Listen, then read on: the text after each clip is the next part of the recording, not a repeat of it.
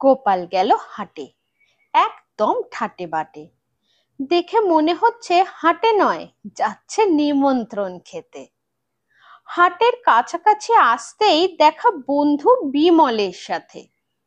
বিমল শুধালো, আজ হাটে কেন গোপাল? গোপাল বলে, এসেছি বেগুন কিনতে। তোমার বৌদি বলেছে আজ বেগুনি হবে ডাল ভাতের সাথে রাতে। বিমল বলে, বেগুন যে কিনবে পয়সা দিয়ে না পয়সা না দিয়ে? গোপাল বলে, তুমিই বলো, তুমি যেটা বলবে সেটাই হবে।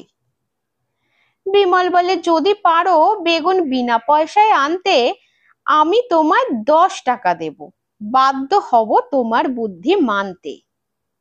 গোপাল বলল, তাহলে চলো তোমায়ও দেখিয়ে দিই কেমন করে আমি বিনা পয়সায় বেগুন কিনি।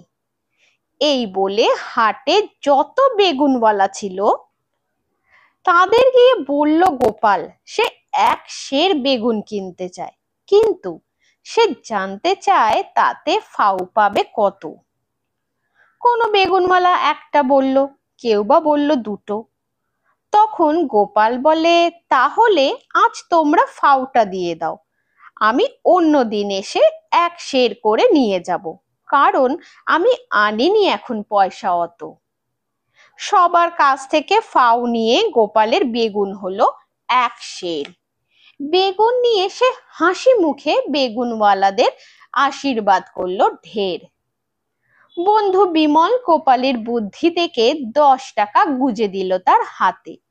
বলল, গোপাল তুমি সত্যিই গোপাল ভাঁড়, তোমার এ জগতে জুড়ি মেলা ভার। নমস্কার।